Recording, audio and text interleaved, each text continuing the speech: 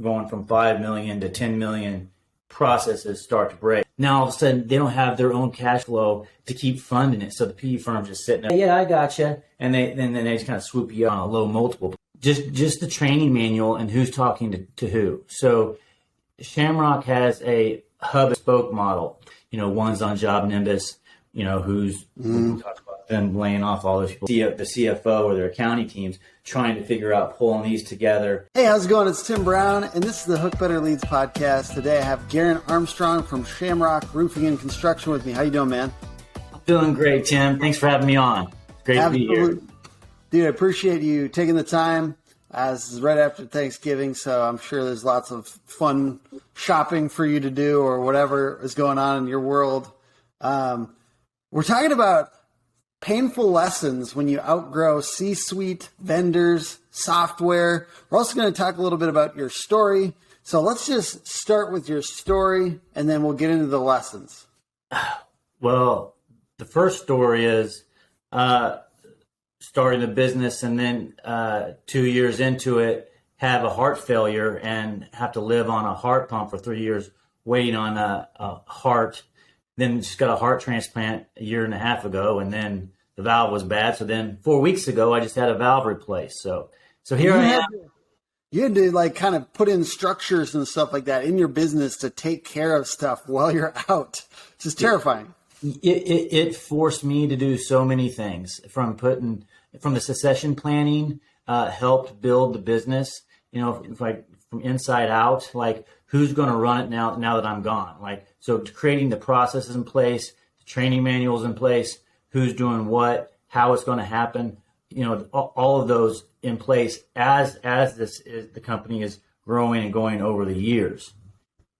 And then with each milestone, whether it's, going from 5 million to 10 million, processes start to break down, So that's kind of where we can. Yeah. I love starting there with the heart transplant though, because everybody has this moment where they have to be away from their business for a period of time, whether it's a week and you're trying to go on vacation or whether it's months and you have to get a heart transplant.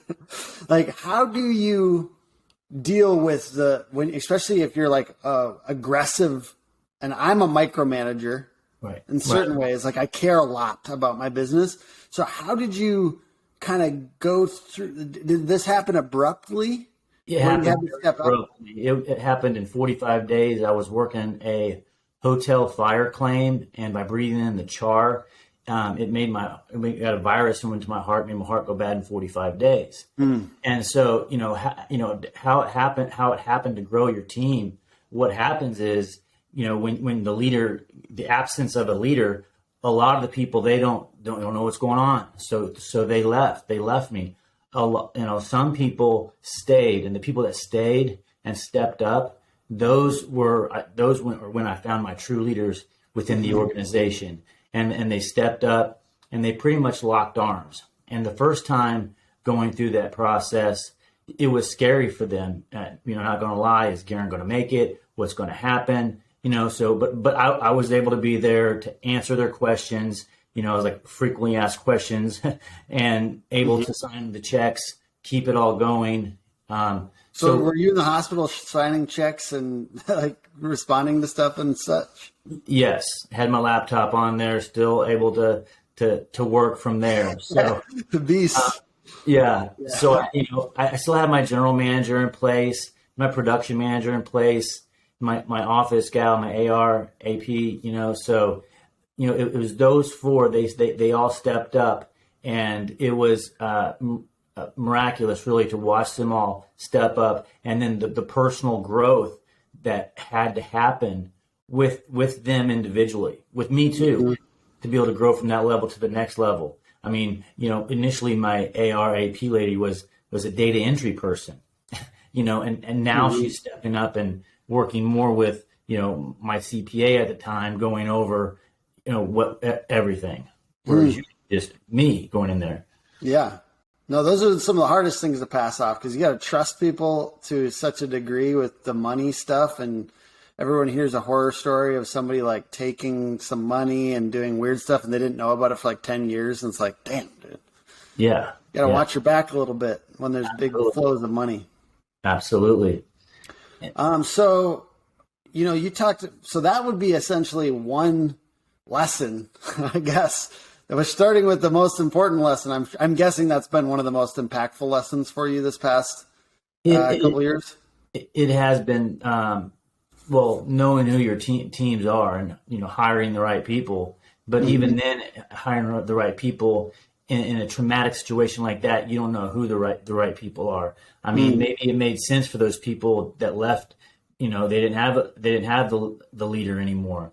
But as soon as I got out of the hospital, I was living on this heart pump, and I was super skinny.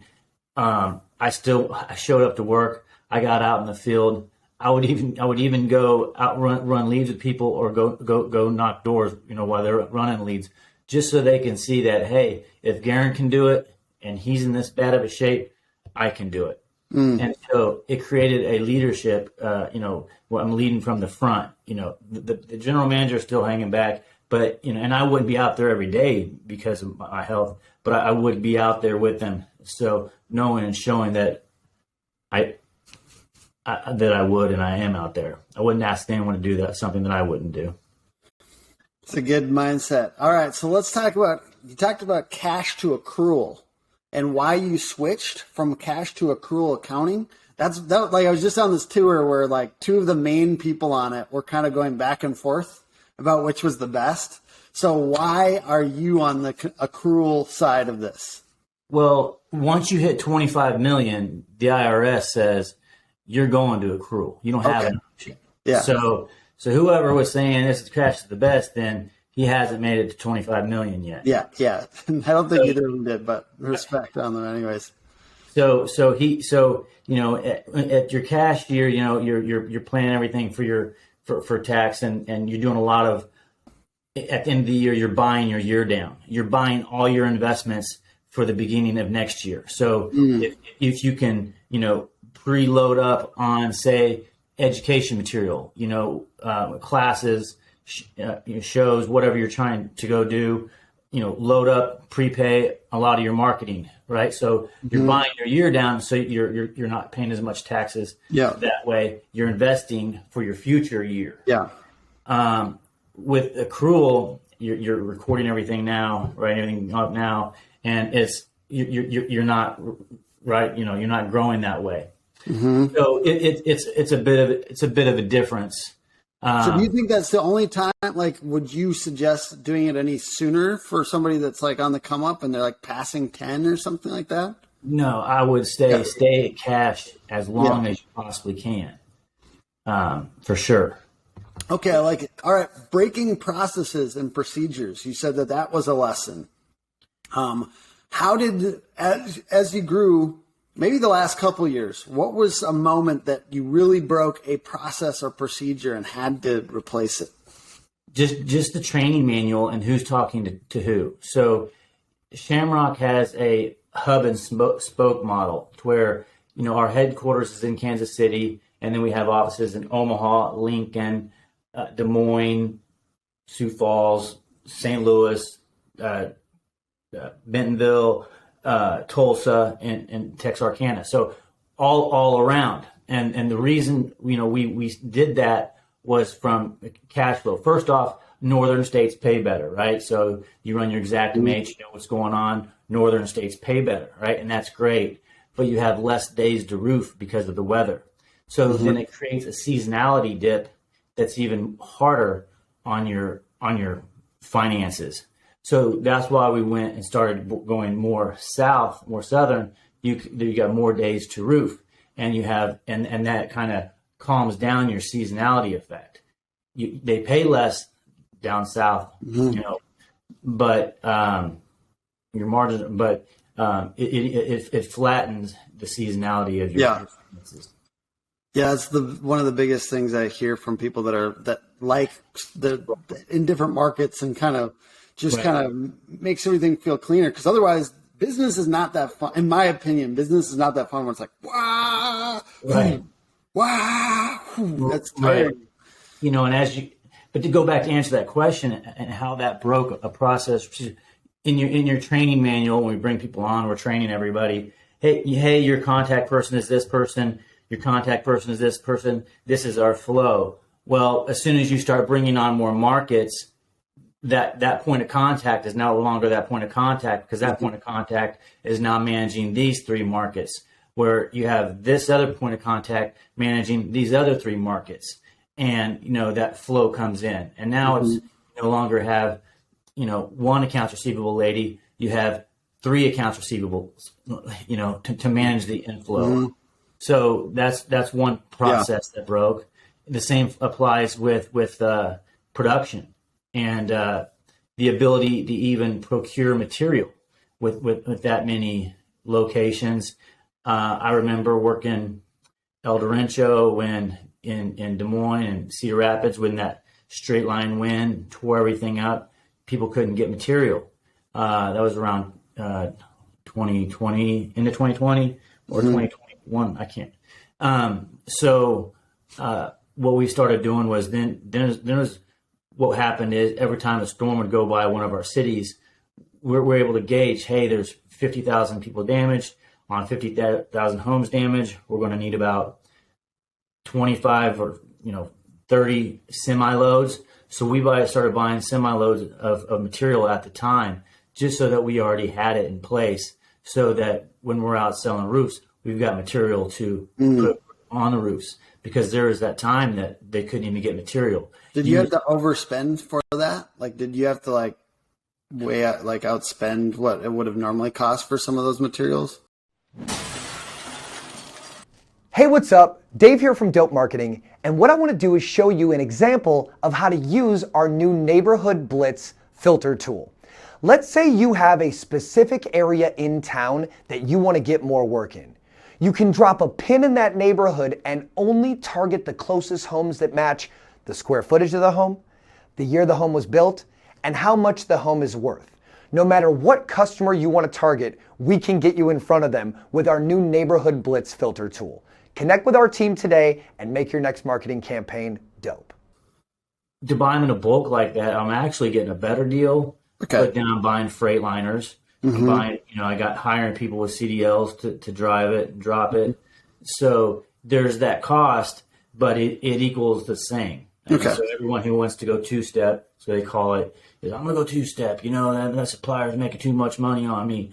It really, they're not. I mean, if in a perfect world I can continue just to have the supplier to deliver, that would be fine. But with the suppliers being on allocation because of the material, the manufacturers, that had to shut down or recalibrate or whatever the case may be, at least we have that supply, that inventory now to be able to continue to roof.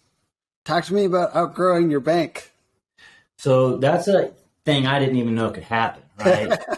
I didn't either.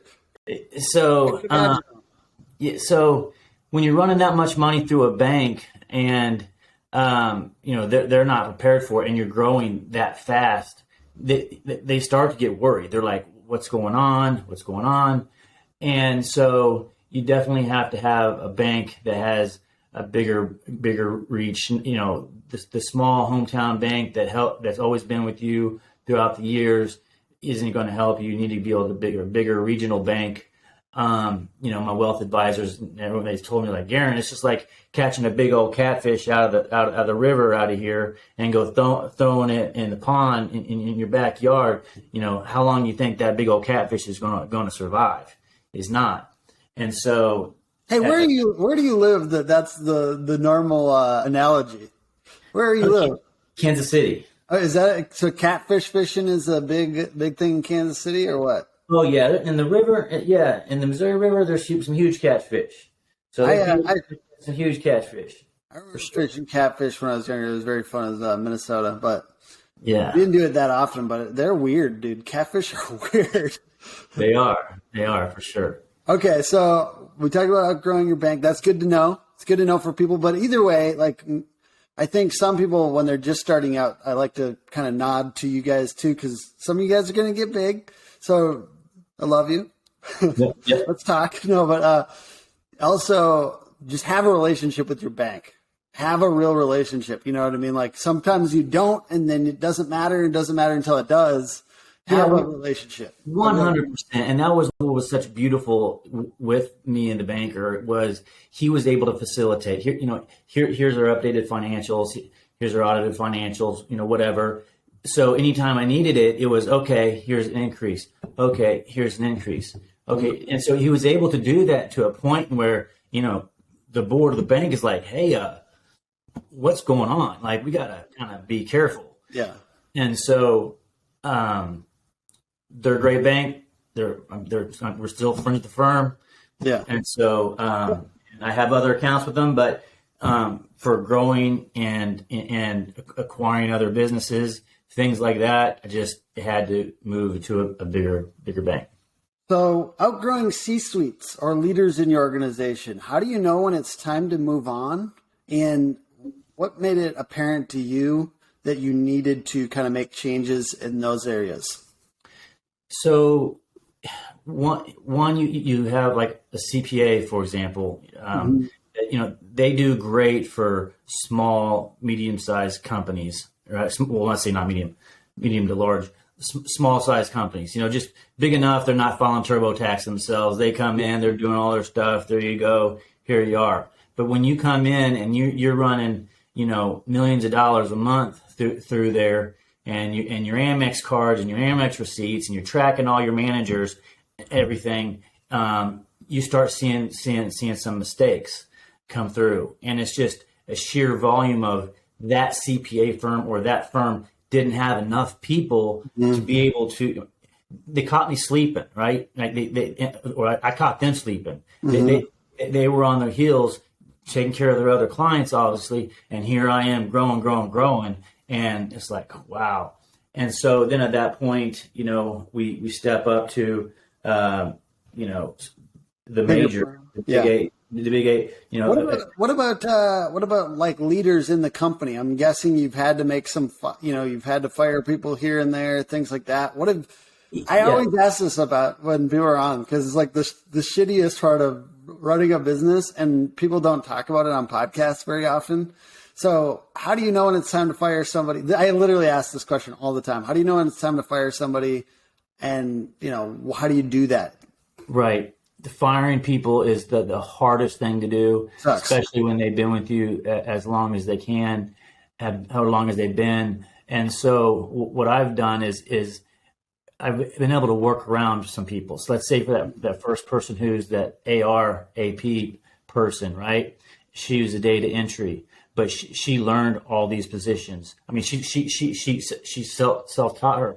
But what I did was then I'm bringing in a CFO, then I'm bringing in a controller, so that you let them stay.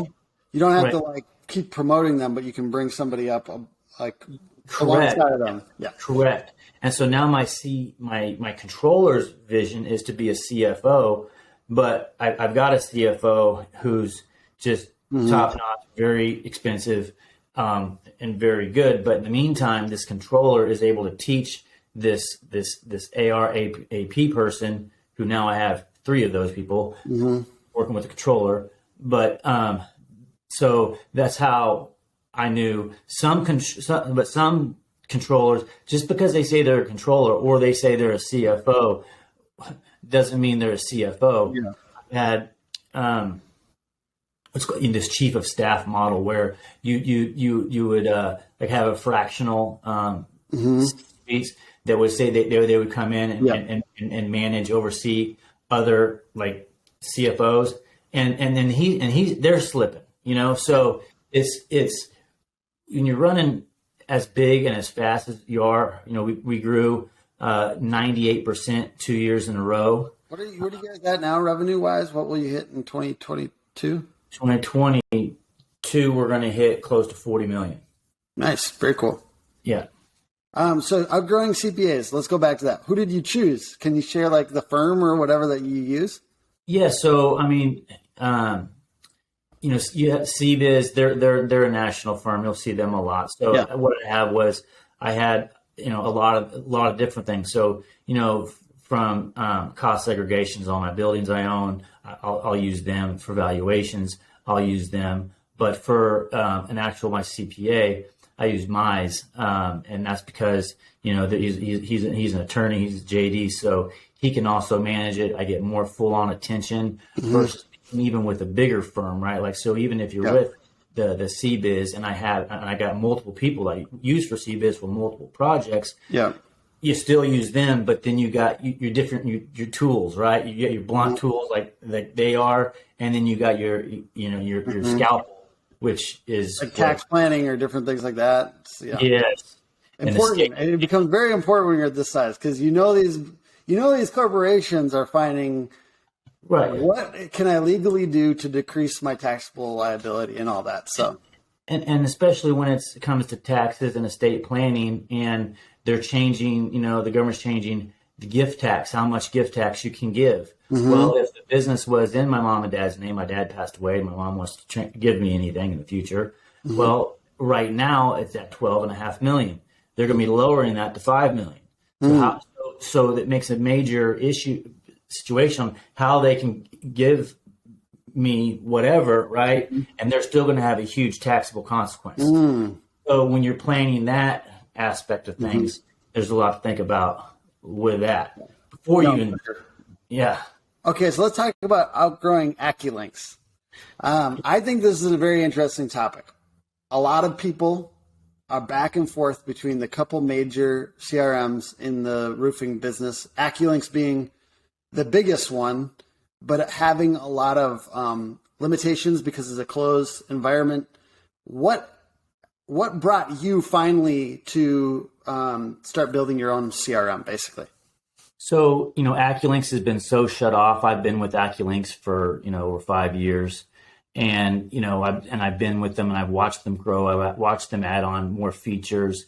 They've been so shut off with the world with their APIs and everything.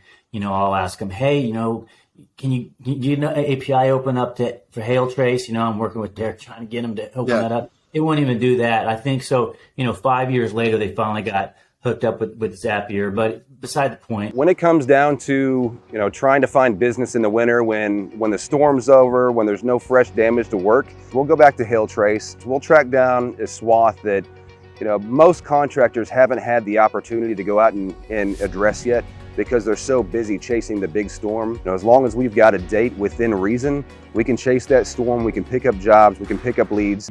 When you have 40 million and you're growing and you have multiple locations, and say you're starting to acquire and bring in other organizations, and you're trying to keep it all organized, it starts breaking down. There starts being a lot of restrictions on it. The reporting isn't there.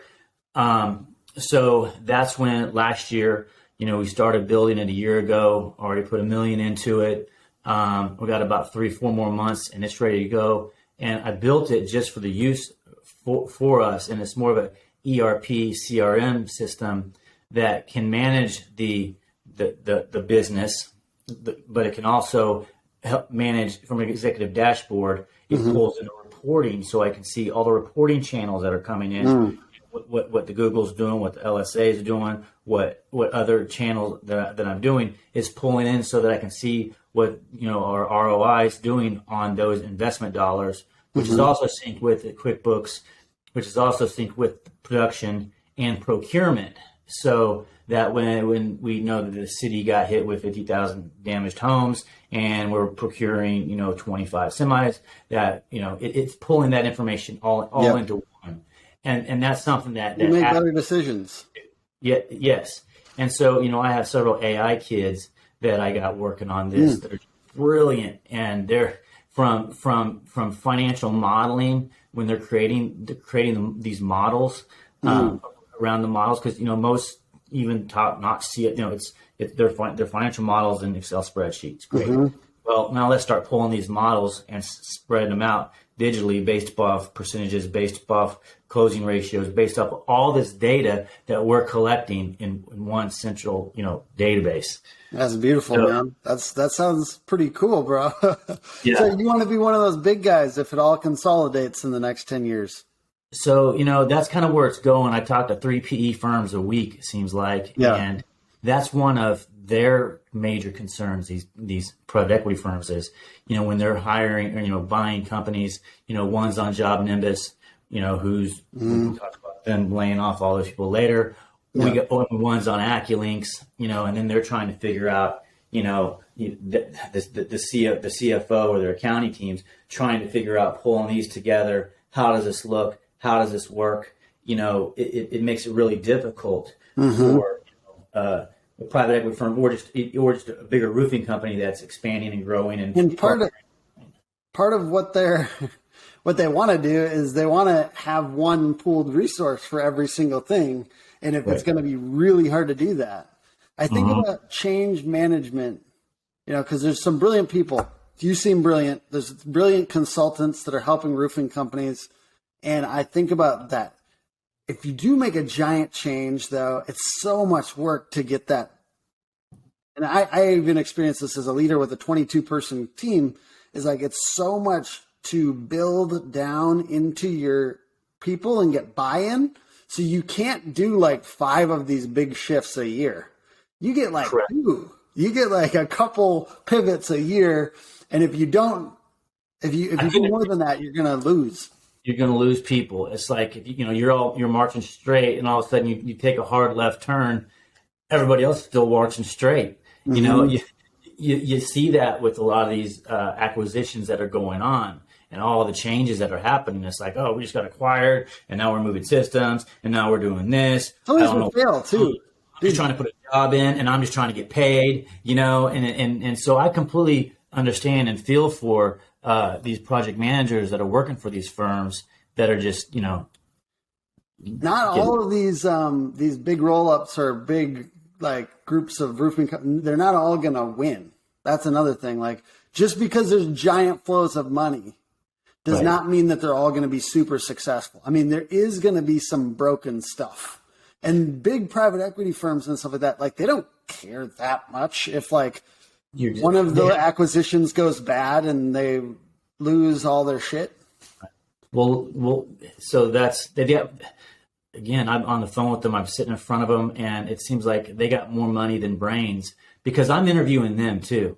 I'm asking them like questions. I'm like, how are you even qualified? Like, just because you can make a beautiful, financial spreadsheet, and then so you feel like, okay, you made some bad decisions in the past. So what, you want to, I'm cash flowing, debt free. You want to come acquire me so you can throw all that debt on me, so they're levered to the hilt too, bro. Like this is, and rates are rising.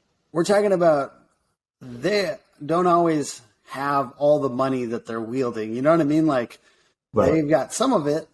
They've got some skin in the game, but a lot of it is other people's money, which is fun. Yeah. It's fun. And the majority of what I'm see out there is, 40% their own money, 40% debt, and then 20% they're wanting the roll up. They're wanting the new owner to put in, to put the other money in. Yeah. So they're really only putting 40% of their money in, and then the interest rates are going up. So let's see how that happens. I've been following a lot of data, private equity data. There's PitchBook is one that's put out there. They have a lot of data on it, and they're just talking about not necessarily even private equity firms that are rolling up, right? Like how the concern that they should have with their debt that they have, but just medium-sized companies that are levered and have a lot of debt. Yeah, they're talking about them as well. So, debt is a beautiful, wonderful tool. Yeah. For a big company sometimes, and then just sometimes it can go bad. Like, you have to have obviously just really healthy systems and processes in place, and it's just scary because some people end up having, going bad. But it's not usually, I feel like that's usually like the $10 million company. Like, once you get past a certain point, usually you have leadership in place that's not going to let stuff like that happen. I've even seen bigger companies that fall, and because what happens is, somebody doesn't pay them. They do a big commercial job. The job doesn't pay them. Or you're working for a property management company, and it's their terms are they will pay you in 90 days. And you'll cross out. You're like, no, I'm not a bank. We'll pay in 30 days.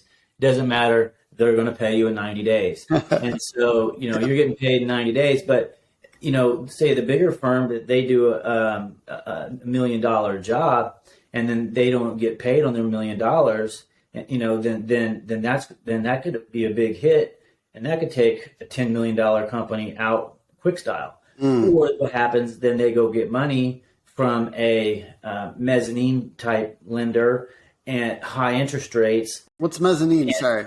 So it's like an intermediate money lending. So it's easier. It's easier. So it's not like, yeah, right. So it's not like hard money and it's not bankable money. It's in not between. quite mafia. Right. But it's high interest. And what happens is, you know, it's like, it's a kiss of death, but it's death of 1,000 cuts because it's slow. Yeah. Because you're completely, all your money is you're paying interest. You're paying the interest. So finally, you know, you're paying the interest all this time, and then you get another job that they don't pay you, and then now all of a sudden you can't pay the interest. Yeah. And then you know, so yeah, you know, that's what happens a lot. And then I see a lot of companies that are, you know, you see are getting acquired. It's like they made it to 40 million or 50, and now all of a sudden they don't have their own cash flow to keep funding it. So the PE firm's just sitting there like, you know, okay, yeah, I gotcha. And then they just kind of swoop you up on a low multiple because you ran out of cash flow, or you don't have capital partners in place to be able to continue to fund you. Wow. Well, you've really made this a very I think this was very valuable for somebody who is watching this if they were thinking about it. And a lot of roofing companies are thinking about what it might look like to get acquired right now. So I appreciate you being generous with what you've learned. I know that a longer conversation would yield even more interesting information, but I do want to give you a chance to talk a little bit about what you're passionate about in your business. I know you talked about some charitable stuff that you guys are doing. So why do you do that, and what do you do? And yeah. You know, so philanthropy in business has always been important to me, but philanthropy just in general has been important to me. It feels good to give. And so I started with this Cars for Heroes about 20 years ago, and we're up to giving 365 cars away a year to veterans, first responders, you know, nurses, teachers, and anybody in need. And so then we have a Cars for Christmas coming up where we'll be giving cars away to the mom who can't get her kid back and forth to her chemo treatments.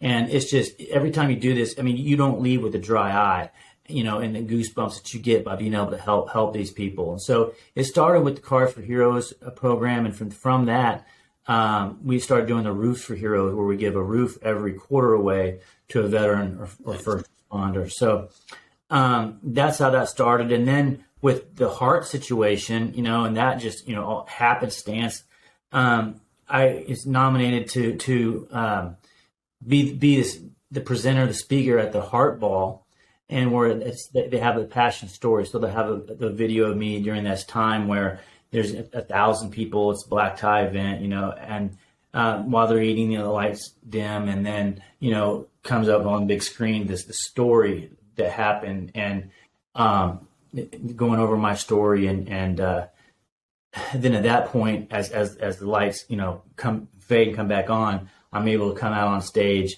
and speak for 10 minutes to talk to them and tell them a little bit about my story and thank them and the research that the American Heart Association has done, you know, and what they fund. It's not as instant gratification like you see when you give somebody a car and they start crying and everything, because you don't see that money when you raising money for the American Heart Association. But with the amount of money that it is and the amount of volume of that money, it can do so much work. I mean, we're making 3D hearts for little babies, right? So that the surgeons can practice on that heart before it even comes out. So when the baby's out, they're ready, they practice, they're ready to go. You know, another example is, you know, I'd always have to go and get my jugular. They'd go do these right heart biopsies and pressures in my heart.